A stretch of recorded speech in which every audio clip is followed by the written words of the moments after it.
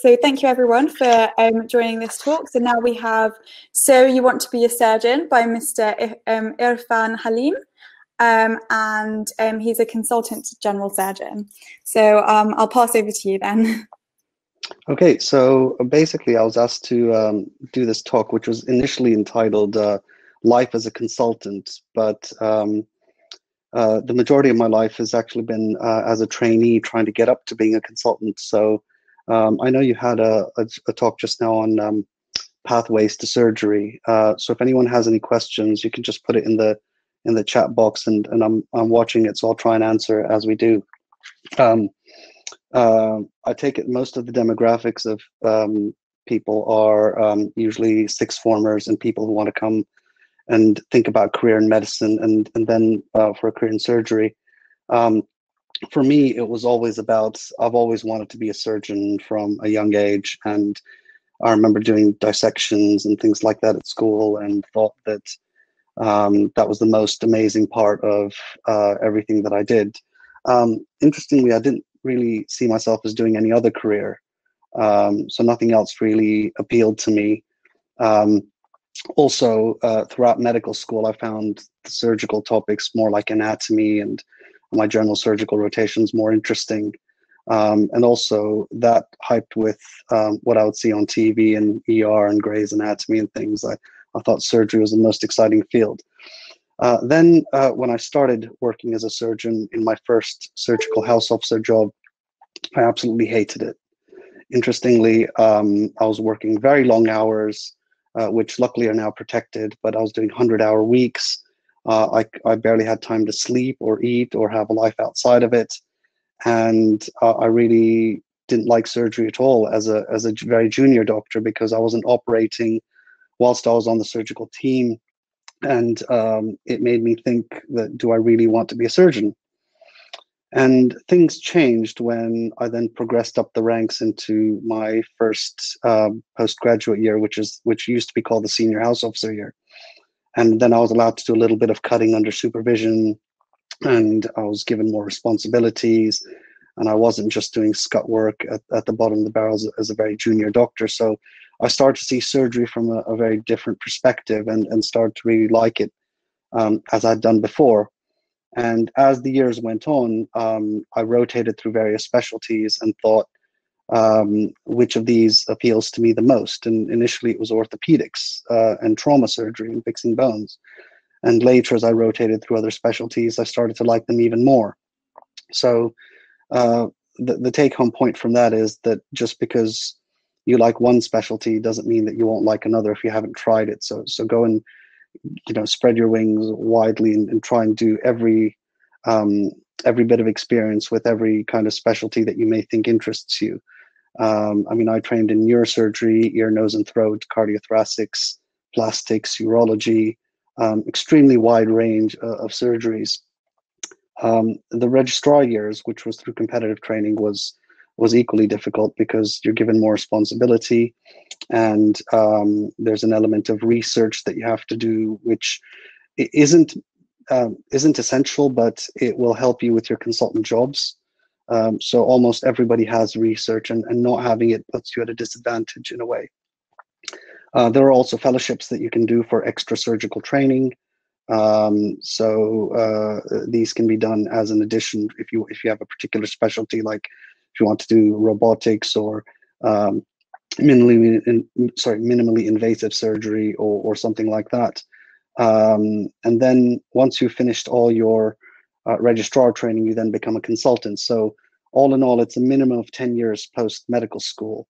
And some go on till about 15 years if they've done PhDs or research degrees, which a lot of people do, and 1 or 2 fellowships. So once we've finished all of this, we are now on the GMC specialist register and eligible to be a consultant. And the first step in being a consultant is getting a consultant job. Now, consultant jobs are actually quite competitive, and there are a lot of factors that decide on the consultant job that one gets. It's not at all like what you see on TV with ER and Grey's Anatomy and all these sort of TV shows that portray surgery in a very particular kind of way. Surgical jobs are competitive. You have to pick your specialty. You have to pick your location. You have to pick whether the job plan that is being advertised is in keeping with your training, as well as your work-life balance with your family, for example.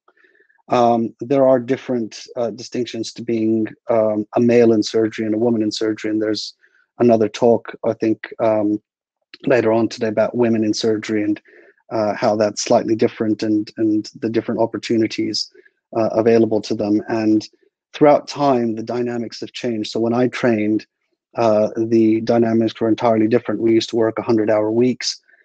We used to do on calls, which are 24 hours without breaks.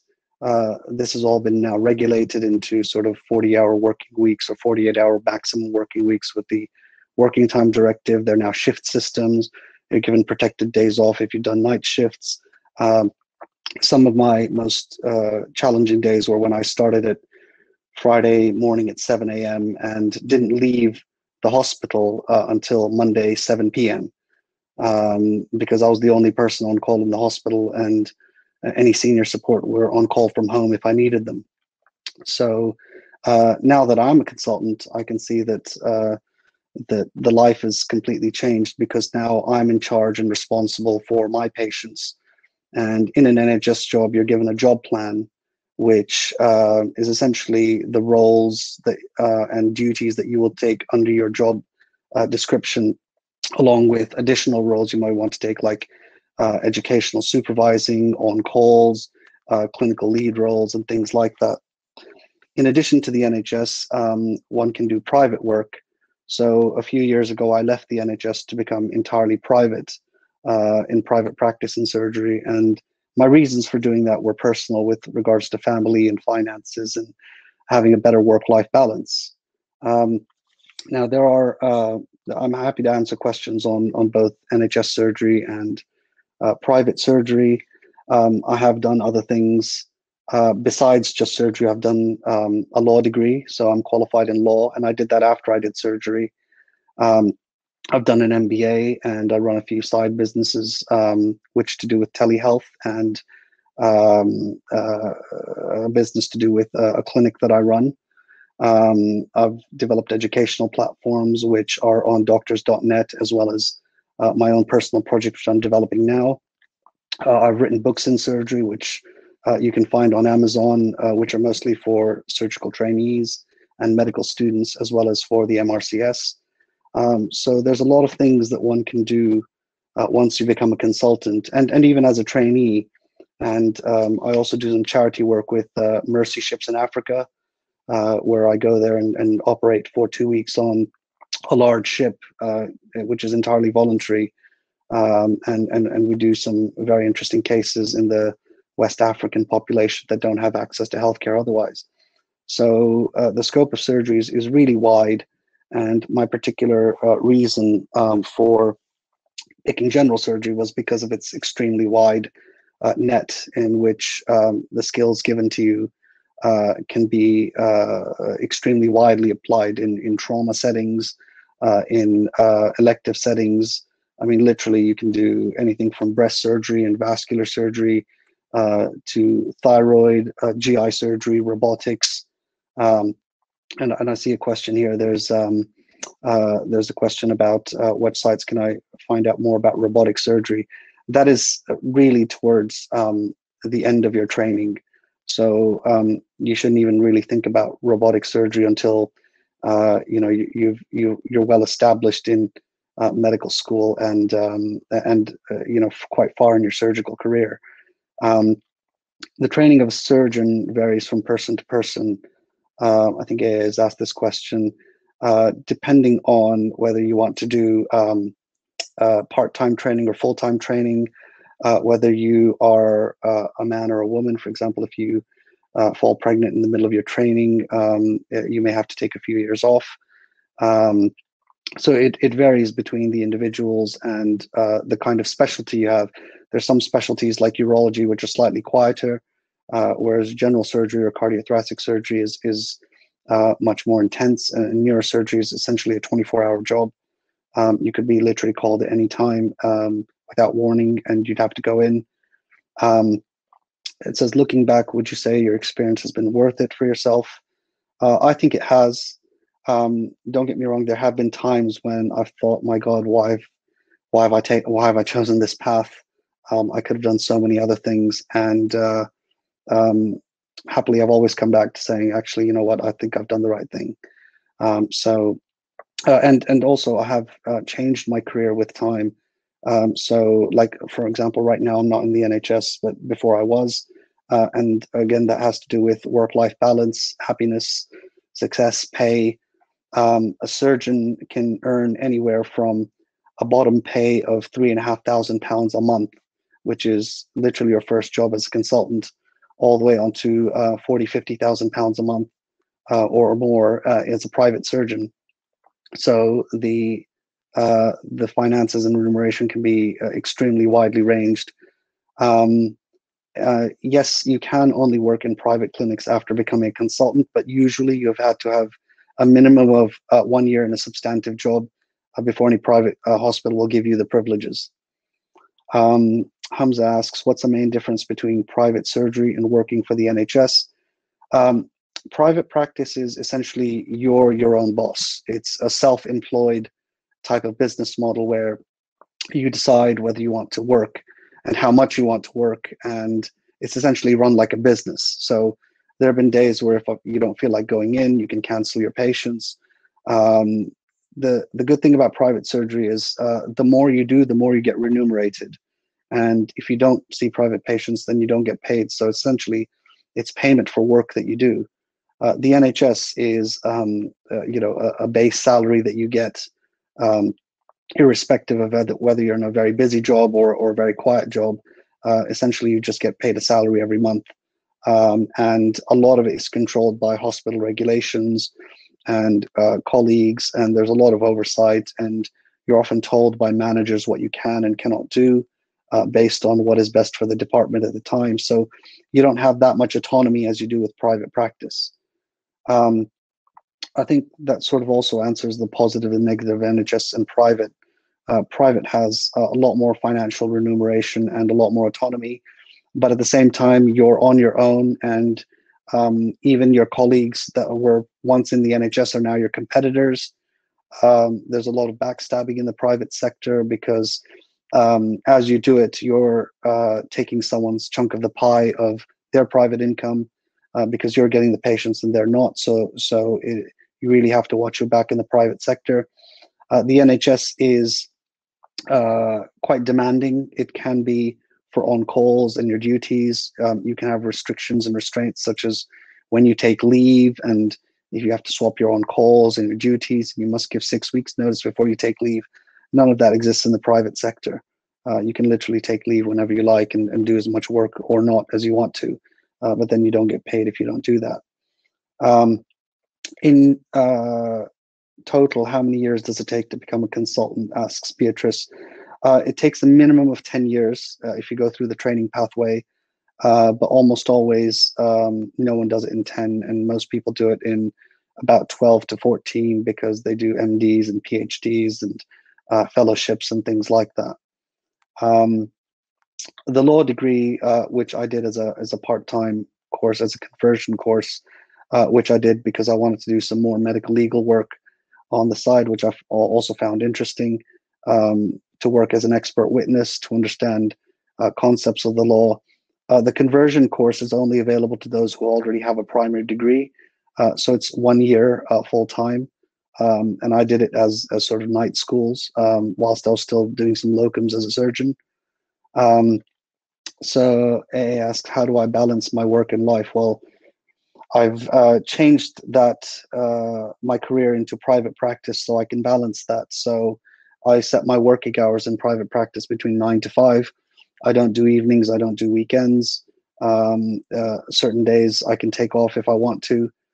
So that's how I balance my work and life. But NHS is slightly different, and you can discuss that at your job plan when you first start the job, if you want a particular day off or if you want to do certain duties and not other duties. And that's an agreement between you and the department. The highlight of my career. I've got so many. I think it's all the way from medical school until now. I think I've had different highlights in different aspects. One of them was charitable operating when I used to do surgeries, not for the money, but because I liked it in third world countries, in places like India and Africa. Operating on people who couldn't afford the surgeries. I think that was extremely rewarding, and I'd say that charity work is a huge highlight of my career. The teaching platforms I'm set up, I'm still setting them up, so I can't really answer that at the moment. Some of the most challenging aspects of surgery can be the unpredictability of it. So you could have an on-call where you're operating 24/7. Literally the entire day you could spend in an operating theater, and all night, depending on if it's a difficult case. One of the most challenging aspects is dealing with death, sometimes which can be unexpected. I think every surgeon who's has experienced a death on table, not necessarily due to their fault, but because the presentation of the patient was late or they bled out too much before they got on the operating table, and dealing with any death. And most, for me, has been the death of a child who's come in or died on an operating table, and that can be very challenging personally to deal with. I don't find the surgical and the technical side of it challenging, but you do get challenging cases from time to time with sort of difficult dissections to do physically. I think finding a work-life balance which works for you is challenging, and that's the initial challenge when you become a consultant. But as you figure out how to manage that, that aspect kind of sort of becomes a bit easier to deal with. Is there anything that you would change regarding my path to surgery? I don't think I would. I trained in a very wide range of specialties intentionally, and I did like all of most of the specialties. I liked cardiothoracics, I liked neurosurgery, I liked ENT, I liked general surgery, and I think I embarked upon general surgery because it was the widest range and allowed me the widest range of operating to do for what I really wanted to do, which was trauma and charity work, and being able to treat a wide range of conditions, including not just surgery, but because I deal with gastrointestinal surgery, I also do endoscopies as well. And I think had I not experienced all these other different training pathways, I wouldn't have been able to pick general surgery. I enjoyed cardiothoracics, for example, quite a lot, but when I turned up to the job, they always started at 6:30 in the morning and didn't finish till 7, and that was a normal working day when they're only paid 9 to 5. To me, that didn't really that wasn't really compatible with my lifestyle, even though I enjoyed the operating. I found neurosurgery very interesting, but cutting into brains all the time, the same incision, the same brain, again and again, day after day after day, was very repetitive. And whilst the surgery was interesting, the repetitive nature of it is not something that I liked. So experiencing that allowed me to say that, well, neurosurgery I don't think is for me. What do I enjoy most about surgery? I think I personally enjoy the operating, and I think I'd be wrong to say that most surgeons actually get into it for the operating, because you as a doctor, you become a physician where you diagnose patients, you treat patients, you use prescribed medications for patients. But the surgery gives you that additional aspect where you can also physically cut something out and treat a patient. If they're bleeding, you can repair a bleeding vessel or and stitch them up or patch them up. You can literally save lives for people in emergency situations, using your own skills and hands, in addition to all the drugs that you can prescribe as physicians do. So I enjoy the physical, the cutting aspect and the technical aspect of surgery. I enjoy the diagnostic aspect of endoscoping and being able to find out why someone's bleeding from their colon or vomiting blood, and being able to stop that through endoscopic means. I enjoy surgery because you have an ever-changing field with minimally invasive surgery, such as robotic surgery and virtual reality surgery, which is a developing field, and remote access surgery. So these are all changing. And I think when I first started as a junior doctor, even keyhole surgery itself was quite new to the world, and now it's routine. And now robotic surgery is coming more and more mainstream, where most surgeons are taking it on. So we keep changing and learning even throughout our career as consultants. So when I started as a consultant, and probably when I finish as a consultant, I'll have different skill sets in both the technical and diagnostic aspects. How do I handle the stress, physical and emotional? I think that's something you learn to do throughout the different years as you train. It can be very overwhelming at the start of your training. It's not something that necessarily you're trained in at medical school or even as a junior doctor, and you learn to cope with it in your various ways. And there are support mechanisms out there through your training program directors and your local directors in hospital, who may be like the foundation program director, your educational supervisor, your colleagues, people at home and family. So I think you need to utilize all these resources and not shut yourself out. I think surgeons are quite arrogant in the way that they start out by not acknowledging that they're struggling. And that's a very big disadvantage, because you kind of need to let go of your ego and ask for help when you need help, and you need to let it be known that you are under stress or you are struggling. And I think you'll find that more people want to help you, and one day maybe you can repay that back to another colleague as well. When do you try to get out for surgical jobs for each specialty? I'm not sure what that means. Mr. I think Waihan Ethan Chang has written that. A levels, I did biology, chemistry, math, and further maths, and I picked Guy's and St. Thomas's because it was in London. It was a well-renowned medical school. It had a lot of the teachers that were the authors of books that they're going to teach from. And I had friends that went there in the year above me, and they said that it was a fantastic medical school to attend. So I went and did that after my gap year. So someone's currently in year 12. What would you say I could do to optimize my application? So I've interviewed at 2 London medical schools. So I quite know, and I've done that for about 5 years each. So I know what roughly they're looking for. One of the things besides A-level grades and your GCSE grades is that the personal statement and how you perform an interview is key. You have to assume that everyone who's shortlisted for interview already has the basic minimum academic criteria. So in that respect, everyone's on the same playing field. So how do you distinguish yourself in, say, a batch of application of 3,000 applicants when they're only taking 300 applicants for the first year of medical school? So you've got to stand out, and you've got to have done things that set you differently from them. And I can't say what that is. I mean, for me, I played squash for the England team for the under-19s, which set me athletically apart from everyone. I had 2 grade 8s in music, in percussion and rock drums, and a grade 5 in music theory. So that set me aside from everyone.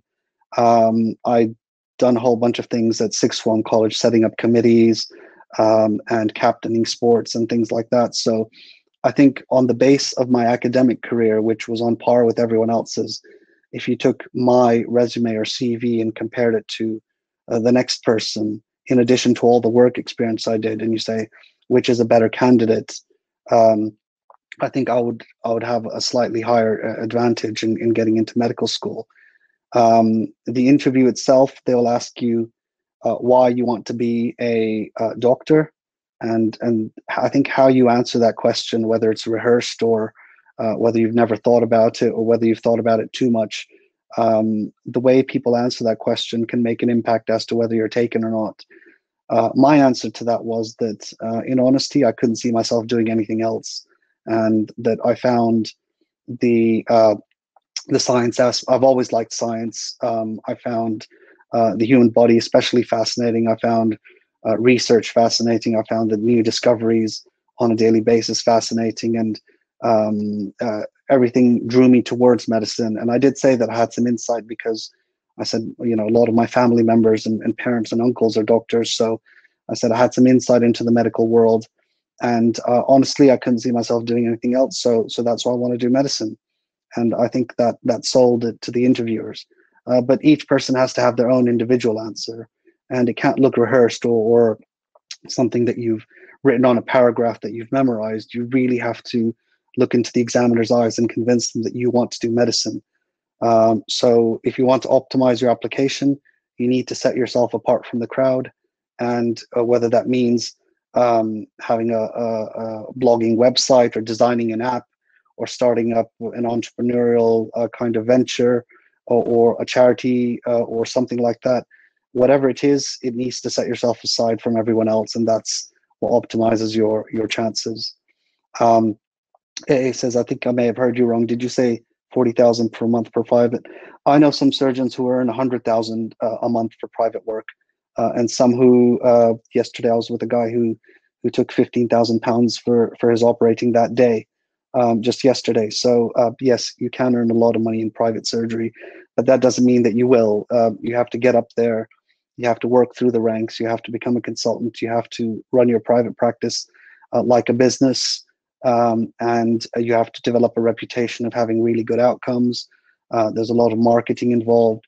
It is essentially no different from having a successful business. So that's what I said. I did say up to 40,000 a month, but it can be more or it can be less.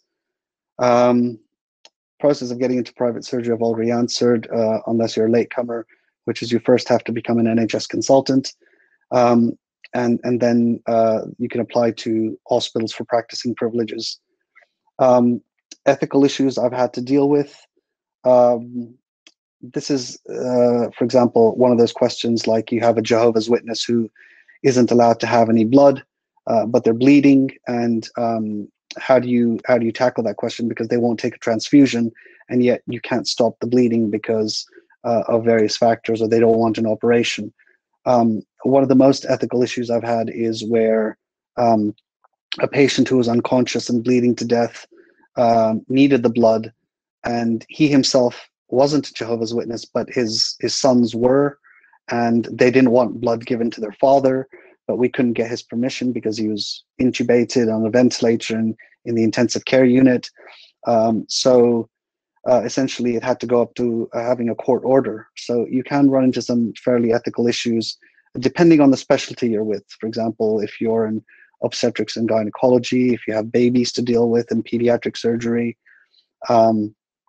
So yeah, there can be quite a few ethical issues to deal with. I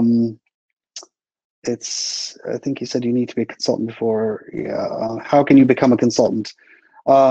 There's many talks on this, and I think the last talk was a pathways to becoming a surgeon. But essentially, you need to apply for surgical jobs and surgical training, and work your way through core training and specialist training.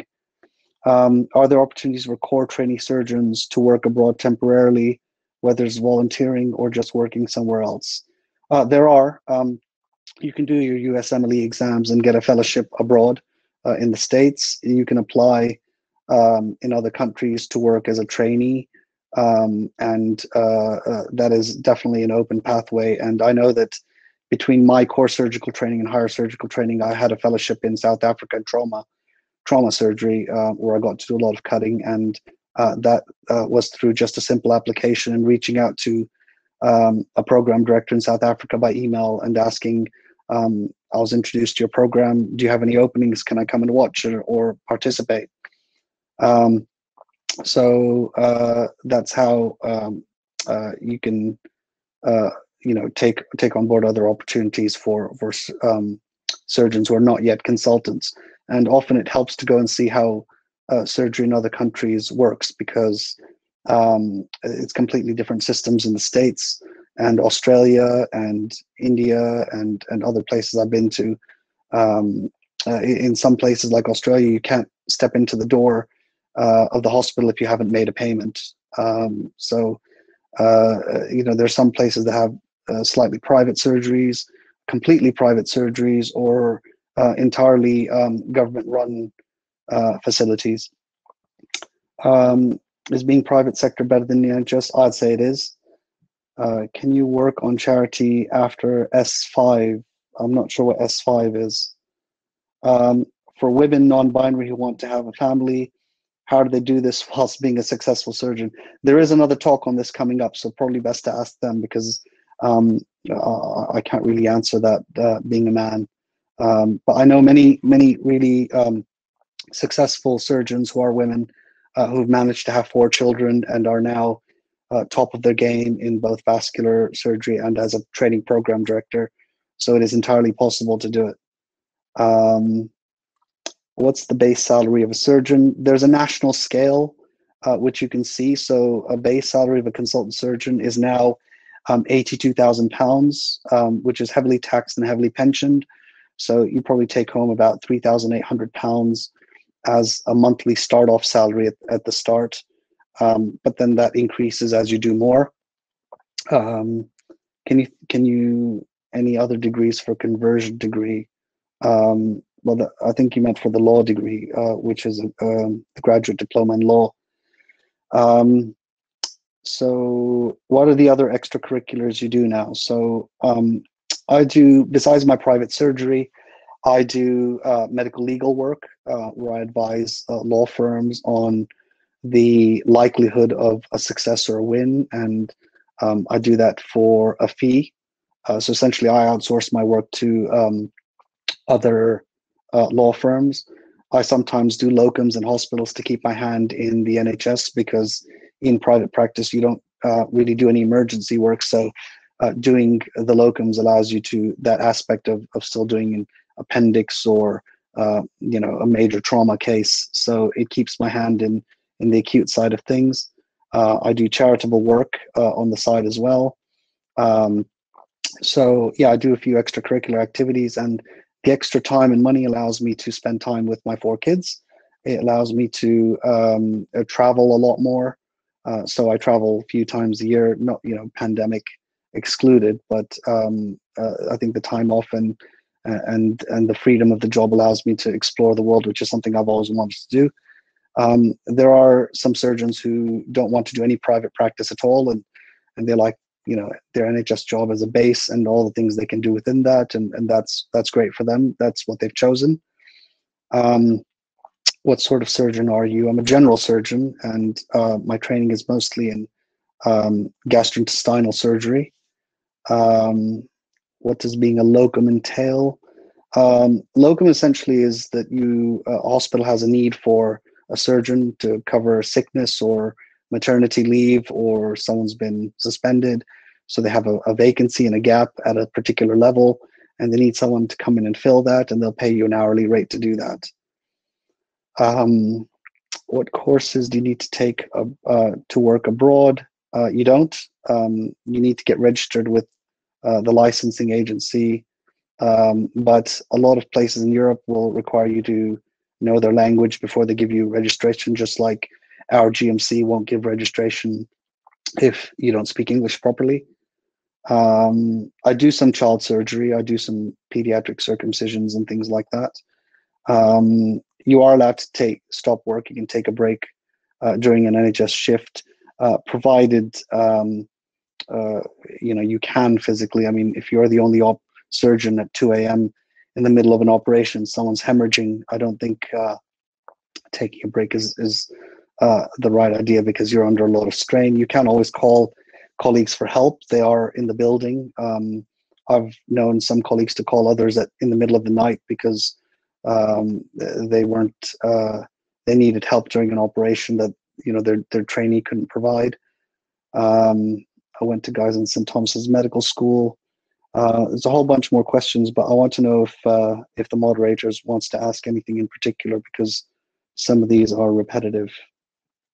So I'll hand it back to you, Nida.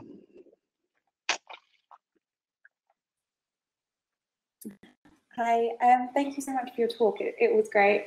Well, we do have time to take a couple more questions, but I just wanted to ask a little bit about your law degree and how you thought that compared to medicine, and if you've seen anything that's like transferable from law to medicine.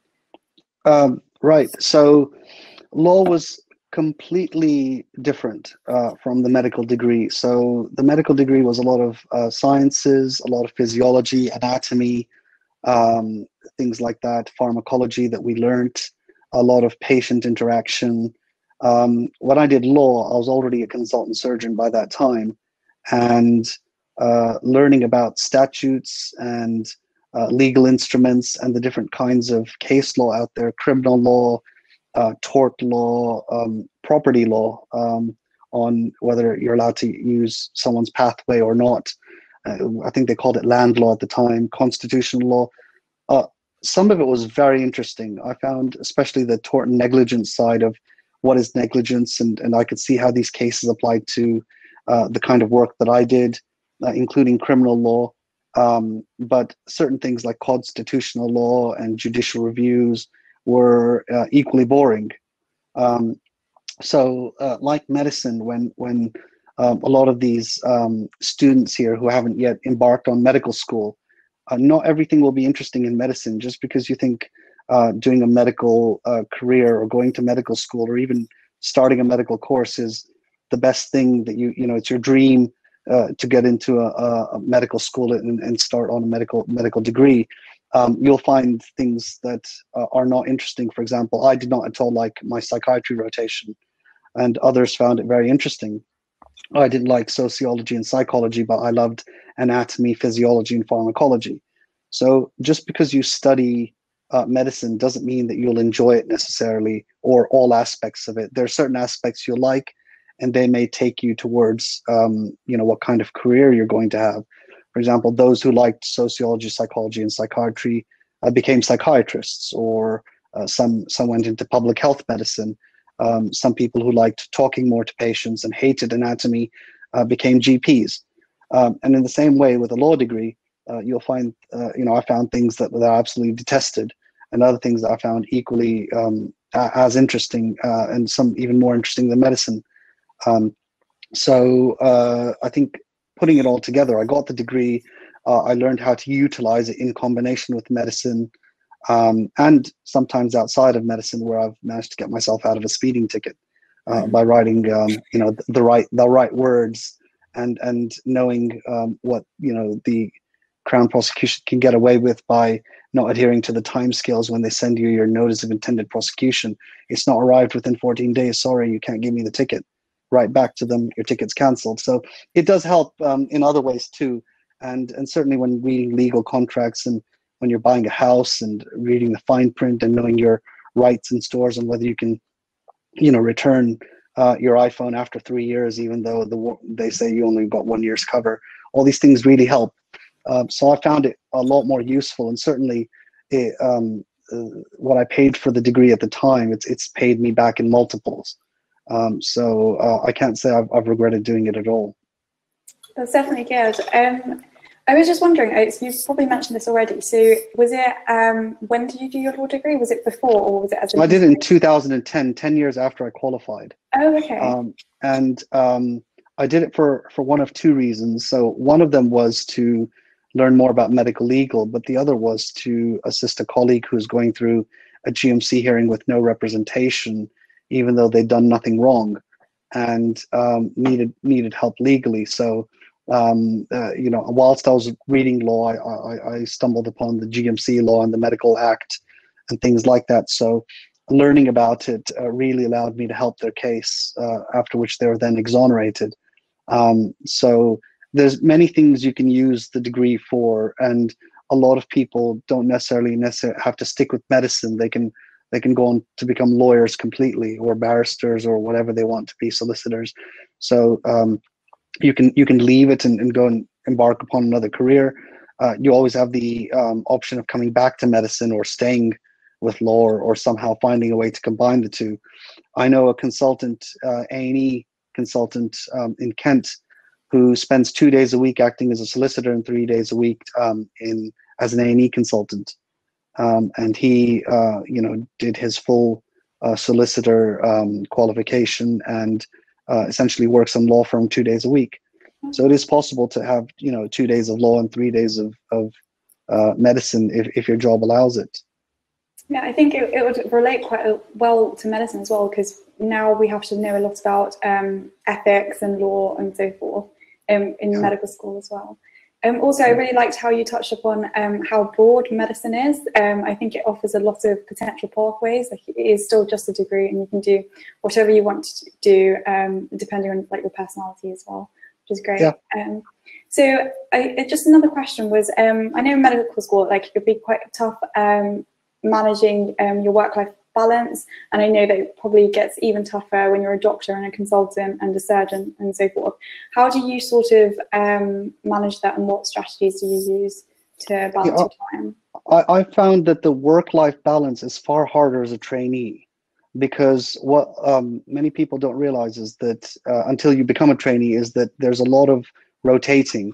So you could buy a house in a location, and your workplace could be right next to it, which is great. You can walk to your workplace, and then the next year you're put on a different part of the rotation, which is a 55-mile drive on a daily basis. And you realize, do you have to commute daily and put miles on your car, or do you get accommodation there? And that's, that means that you have to stay a few days a week away from your family, or when you're on call, you have to stay near the hospital, or when you're doing nights, it's too far to drive back, so you have to sleep locally. So the work-life balance as a trainee is far harder. I think consultant is when you actually achieve your work-life balance, because you have a stable job where you're not rotating, and it's life is a lot easier because you have your job plan. It's not going to change for the next year or 2 or 3, unless you want it to. Which days you're on call for the next year, whereas many people, when they're rotating and they're about to start a new hospital, they're only told the week before what their rota is. And I've known this to cause problems when someone's due to get married in September. It's now July, but they haven't been given their next job's rota, and all of a sudden they are the week before they start, and they're put on a week of nights on the week of their wedding, which is taking place in Cyprus. And all of a sudden they now have to find someone to swap with, and the hospital's not being flexible, and it's not letting you swap. And it causes real anxiety as a trainee when you're rotating. So I think the work-life balance is easy as a consultant. You pick the kind of jobs that you want to do, and that you can do, that will fit in with your work-life balance. Perfect. So the next talk is in a while, so you want to continue the questions, but there's a couple of questions that I've picked out that are quite good. Okay. Do you mind answering them? Okay, no, absolutely. Okay, perfect. So the first one I saw was from Sophie, and she said, so what's like the most interesting case that you've ever operated on, or like your favorite case? Okay, so I remember one case where I was a trainee operating, and the patient presented with a perforation, which is leaking of bowel contents within their abdominal cavity. And I was a senior trainee, so I was allowed to do the operation in the middle of the night on my own. So I opened them up, making a sort of cut up and down their middle. And as I got in, I found one end of bowel, which was just leaking poo. And the patient had no stab wounds or injuries or anything like that at all on them. There was just one end of bowel leaking poo. It looked like it had been cleanly cut. And so I put the operation on pause. I went and phoned up the consultant. I said, this bowel's been cut. And he goes, what do you mean it's been cut? You must have cut it accidentally. And I said, no, I got in here and I've cleaned it out, and this end of the bowel is cut. And he goes, look, maybe you're tired. Maybe it's the middle of the night. Maybe you made an accident. I said, no, I got in here and this is what it was like. No explanation whatsoever. It was like, the kind of thing that it's 3 a.m, you're operating, and chill runs down your spine. Like, how have I gotten here? It's like a ghost operation. And anyway, I repaired it. I joined the 2 ends of bowel and I fixed it up. And the consultant had a go at me the next morning, saying, I trusted you to do this operation at bowel, and I said I didn't do it. Honestly, it was like that when I found it, and no one believed me. No, not a single person believed me, until 3 days later we were doing a ward round, and the patient had a friend sitting on the side of his bed with him, and they didn't speak good English. They spoke Spanish, and I didn't speak Spanish. But the guy, in a very thick accent, asks if I found the worm. And I said, "Whoa, what do you mean? What worm are you talking about? We didn't find any worm." He goes, no, there's a worm hanging out his back passage, and they cut it with scissors. And he'd actually had a bowel prolapse. His bowel had prolapsed out the back passage, giving the impression that it was a worm. And because they thought it was a worm, they cut it with scissors, at which point the bowel retracted back into his abdomen, leaving the appearance of a cut end, which started leaking poo and causing infection. And I think when I looked at my consultant, I said, "See, I told you, I didn't cut the bowel." Yeah, I mean, I've removed all sorts of foreign bodies out of people's abdomens, and things people have swallowed, things people have stuck up themselves, things that have gotten jammed, things that vibrate, that are still vibrating, the batteries are still running. You'll find all sorts of things. I've had stab wounds to the heart that you've had 4 minutes to open the wound and stop the bleeding, because after that the brain loses its blood flow. All sorts of interesting cases throughout one's career that I can remember. So yeah, there's there's some rare conditions where the anatomy is completely reversed and the heart is on the right side, called dextrocardia, and you open them up and everything's upside down or the wrong way around. So there have been many interesting cases throughout my time.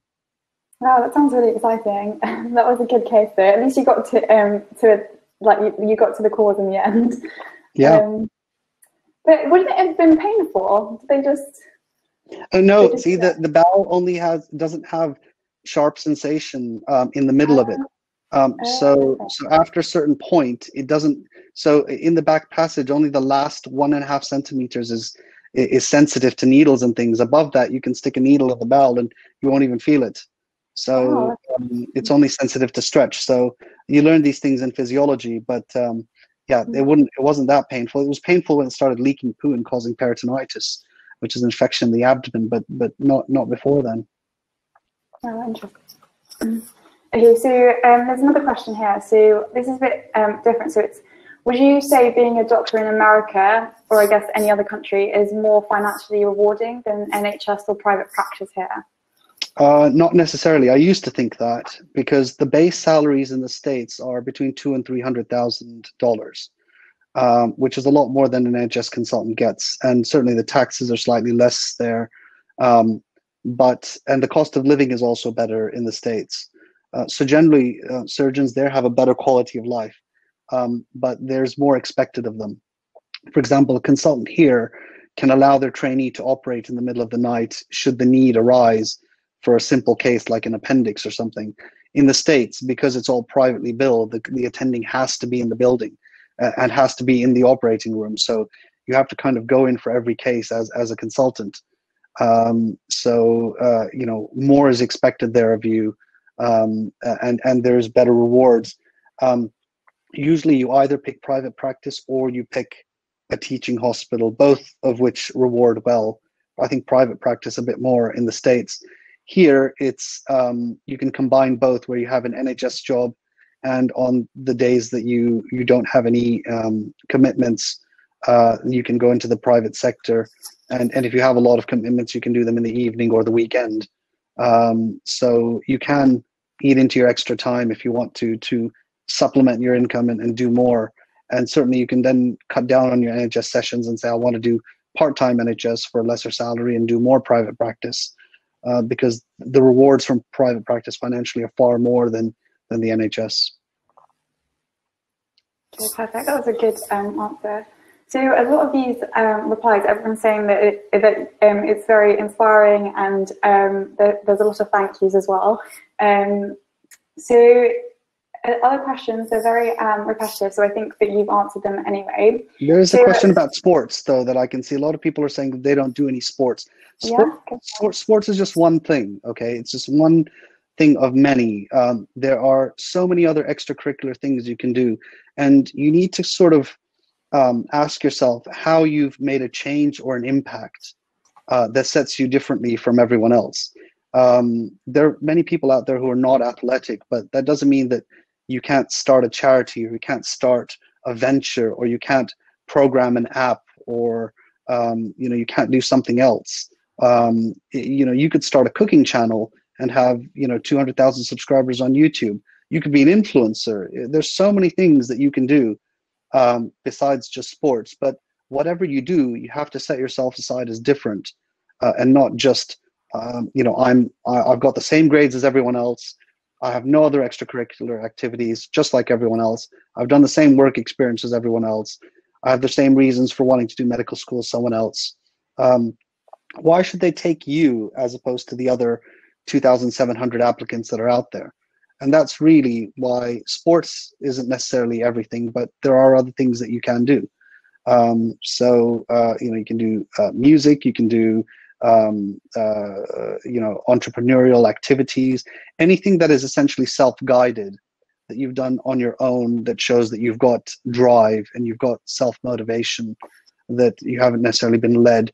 If you've got prizes in academic things, and you've gone to space camp, and you've changed the way that things are going to be run, or designed a new program, or even gone abroad and taught languages to children in other countries, teaching English in Nepal, something different, anything different. It doesn't have to be sports or even music for that matter. It just has to be something that. The best thing to do is probably ask a whole variety of medical students. When you visit medical schools, I think that's equally important, rather than visiting just hospitals, where you ask medical students, what do they do that set themselves differently? And next thing you know, you'll have hundreds of answers from hundreds of students, all sat in one canteen eating away, when they can tell you what they did that's different, or their personal statements. And I see a lot of personal statements, so I know that I know the variety of different things that people do. Yeah, absolutely. And find things, just to add on to that, find things that you're quite passionate about as well, because I think that will help find another avenue that you can focus on too. So another question is, how do you deal with deaths, or does it take a toll on you, or is it just another day at work? From Simon. So I can't hear you very well. I think the audio's just gone. No. Oh, it's coming back, but you're very quiet. I think you've just muted yourself.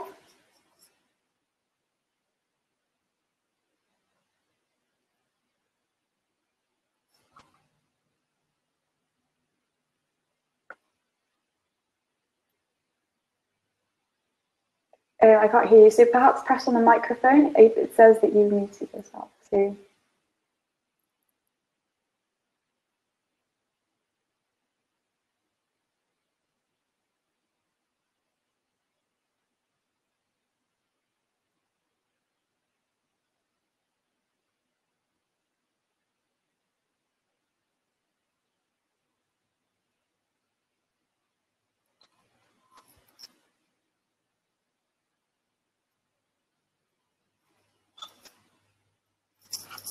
No, I can't hear you. Maybe try pressing on the microphone. Did you try that? Oh, you tried that. Okay. You can put it on the chat perhaps. I'm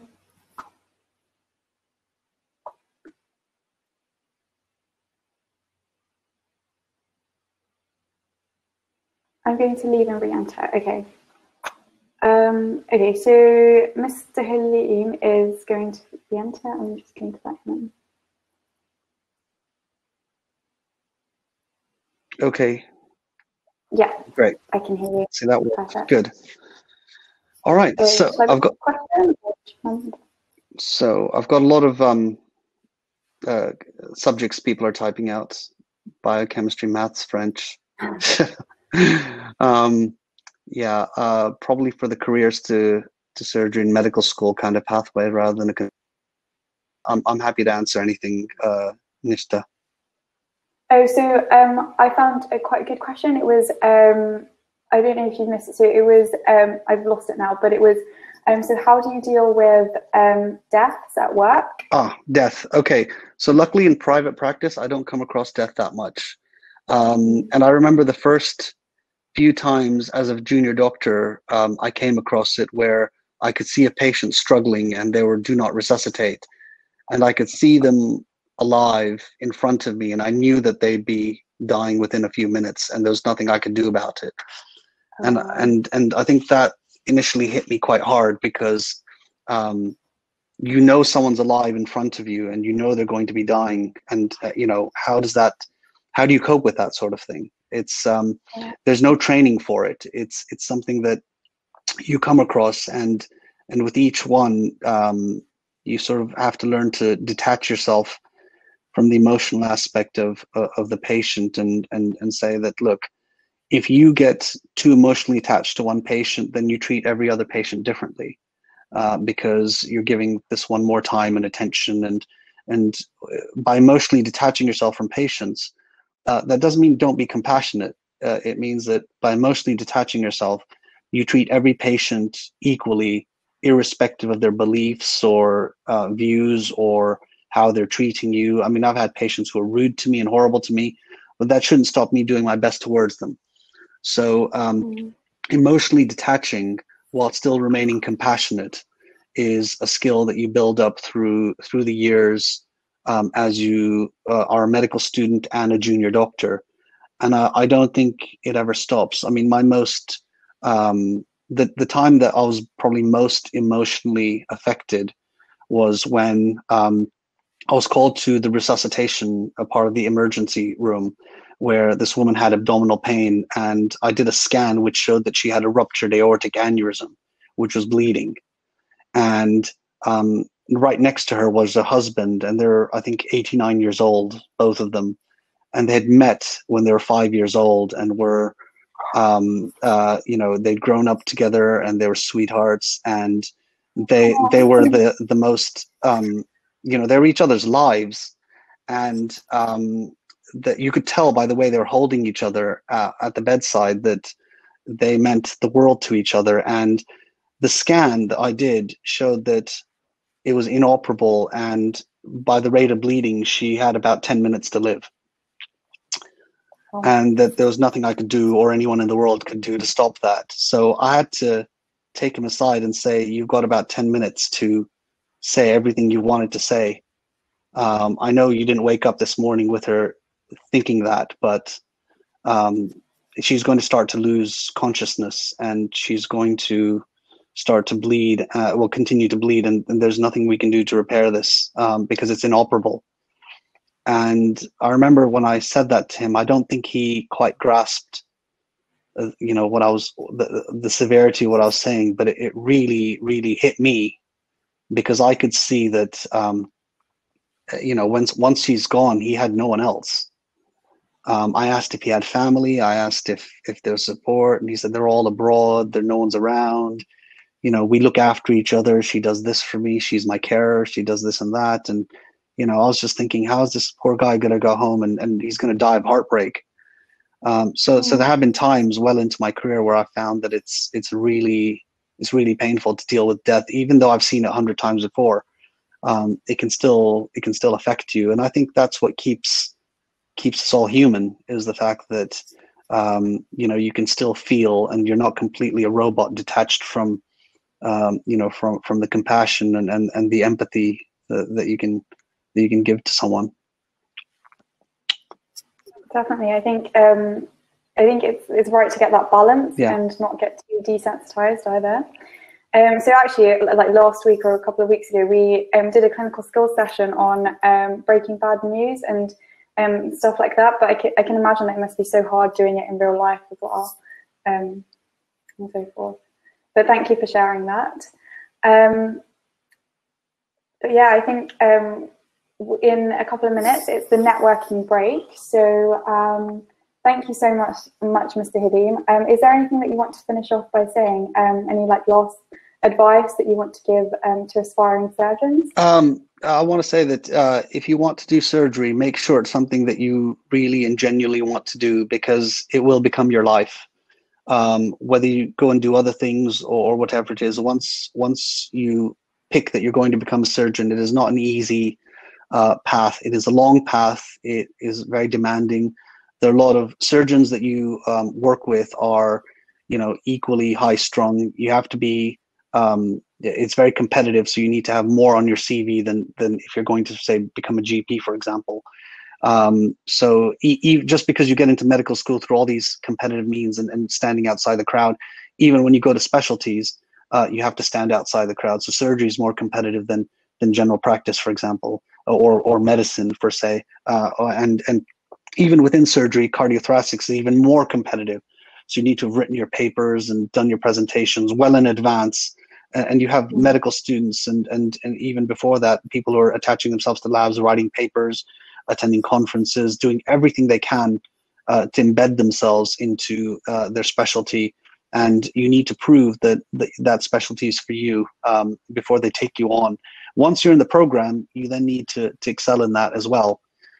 So it's a constant, I wouldn't say battle, but it's a constant strive for excellence that you need to be doing, and make the most of your training. If you find there are gaps in your training, you can address that with your program director, do fellowships. But once you're a consultant, people think that training stops, and it doesn't. You're always learning. There are always new ways to do things, new ways to endoscope, new ways to do robotics or things that I haven't learned or trained on. So it's always a constant learning thing until the day you retire. So if you're going to be a surgeon, it's a lifelong choice. Make sure you're making it with a lot of conviction, and that you made sure that there's nothing else you want to do more than surgery, and then stick with it. Perfect. Thank you so much. Those are great last words. But sorry, I know I said that was the last one, but I've got another question. Okay. So I'm just going to say, you talked a bit about competitiveness and so forth. So how do you deal with that? How do you manage really high competitive situations and applying to jobs where loads of people are applying to, and so forth? So you've got to go the extra mile. That's what being eliminating the competition's about, because everyone is trying to go the extra mile. You have to stay, like, for example, I'll give you an example of what I used to do in my surgical training. Was that I was on my nights, I would do my night on call, and in the morning I'm expected to go home and sleep. Now, if my night's not been busy, yes, I have my time off to go and sleep. I'm not expected to be in the hospital. I'm not rostered for any duty. And what I used to do was I used to go into the operating theater and tell the consultant, I'm here to learn. And he said, shouldn't you be off? And I said, I should be off, but I'm well slept. It wasn't a busy night. I'm not tired. I'd like to do a few cases. And he would love that. He would write that in my reports, that he stays beyond his hours. He comes in on weekends when he's not meant to. Yes, it does affect your family life, and you have to balance it, but you have to remain competitive. And at the end of the case, I had more cases on my logbook because of it than my colleagues did. And that showed that I stood out. I wrote any project that was there. I embedded myself in the activities. I said, can I write this paper? Can I write that paper? And I didn't do it during work time. I did it outside of work time, where I would do the research, and I'd be emailing, at 1 a.m. With colleagues and things like that. So the extra hard work is required if you want to maintain a competitive edge. It's like any sport, you want to train. Well, if you train for 6 hours a day versus someone who trains for 10 hours a day, barring the scope of overtraining, the one who does more time and dedication to that will probably end up doing better. I used to watch surgical videos outside of it. I used to discuss things with lots of trainers. I used to write to surgeons outside of my hospital, asking them their views, asking them if I could come and watch them, just getting myself known to the world. I used to go to lots of conferences. This is obviously as you're a medical student and as you're a trainee to become competitive. So again, lots and lots of things that you can do academically. And the second you start to do something outside of medicine, you actually take your competitive edge away. So if people think that you're doing, too much sports and not enough surgery, if you're always talking about football and going to all the matches and things, but you're not writing the papers like everyone else is, then you kind of take yourself away from that competitive edge. So also having too many interests outside of the academic world kind of puts you at a disadvantage once you are a surgeon. But if you've designed a curriculum or taught on courses and things like that, or designed your own course to teach. And I designed a course for exit exam FRCS, which I used to call passfrcs.com, and I got a whole bunch of trainees and they paid me to teach them on how to pass an exit exam. I put that on my CV as, yes, I was an entrepreneur. I made a website, I made a course, I taught people, I got great feedback, I made money. I did all these things. It shows that I've got organizational skills. Or when I wrote a book and I got different people to write chapters, coordinating the project and making sure people kept to timelines and deadlines, and I edited it. It's coordinating a big project with a lot of people, not one author, but 12 authors, one for each chapter. So it shows that, you've got project management skills, communication skills, timekeeping skills. Yeah. So having all these in what, shows that your competitive nature, you've got to be solid in all your categories. And you also equally need to identify your deficiencies and work on them. Not everyone's perfect, but you work on your strengths, but you also work on your weaknesses too. And I think having insight into what your weaknesses and what your weak points are is equally important, because you tackle them. Perfect. Thank you so much. That was great life advice as well, and very, very motivational. Loads of people are saying thank you, and they really want to be a surgeon now. So I think you've inspired a lot of people. So thank you very much once again, Mr. Halim. So I think we're going to stop there, and everyone can go to their lunch break, and also you can go, I think there's a networking hub that you can network with others on as well. So thank you once again. All right. It was nice to meet you. Take care. See you later. Bye. Bye.